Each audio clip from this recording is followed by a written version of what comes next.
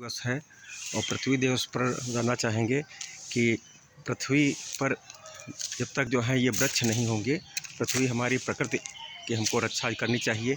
ये ऐसे वृक्षों को हमको सभी को वृक्षारोपण करना चाहिए और अपने आसपास में ये ज्ञानोदय महाविद्यालय में चारों तरफ वृक्ष ही वृक्ष लगाए गए हैं और ये वृक्षों से ही जीवन है, तो इसलिए वृक्षों को लगाएं। और सबसे बात यह है कि जल की कमी हो रही है पृथ्वी पर, तो जल के लिए ऐसे बनाएं, ऐसे जब वर्षा होती है तो यहाँ पर ये बोर हुआ किए गए हैं 2 जगह पर, ताकि पानी जब बढ़ता है तो ये पानी सब नीचे अंडरग्राउंड में सो के चला जाता है।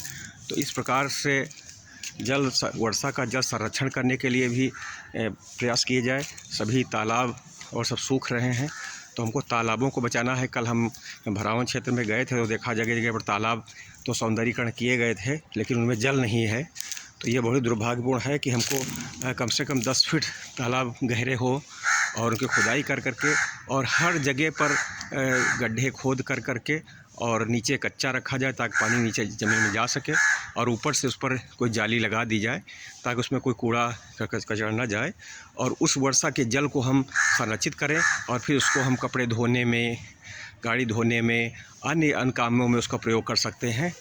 और वृक्षों को सींचने में अभी क्या है, मीठा पानी 2.7% पानी केवल है, तो उस पानी के वजह से संकट आ गया है और पूरी दुनिया में जल संकट की स्थिति उत्पन्न हो गई है। तो हमको जल को तुरंत बचाना है और नहीं तो हमारा जीवन खतरे में पड़ जाएगा। जल ही जीवन ही नहीं है, कहने के लिए नहीं है कि ये जल एक जीवन है, लेकिन इसको हमको सचमुच में ये जीवन है। ये जल ही जीवन है। यहाँ इसे बचाए इसको मैं लिखवाया था, लेकिन खाली जल जीवन कह देने से, जगह जगह पर स्लोगन लिख देने से नहीं होगा। इस पर हमको जल सचमुच में हमारा जीवन है, ये कोई अतिशयोक्ति नहीं है। तो हमको जल को बचाना है, हर हालत में बचाना है, नहीं तो आने वाले 2025 में से और 30 में यहाँ बहुत विकट, अभी बंगलौर में जल की स्थिति उत्पन्न हो गई है संकट की। तो हमको तुरंत ऐसा इसको करना चाहिए और हमें ऐसे जैसे वृक्ष हैं ऐसे वृक्षों को इस बरसात में अवश्य लगाएं अभी, और वृक्षों को लगाएं। और उसके पहले जो है हम वर्षा का जल संचयन करें अपनी छतों पर, अपने आसपास जहाँ पर पाएँ, जहाँ पर भी कच्ची ज़मीन हो वहाँ पर हम कुछ जल संचयन के लिए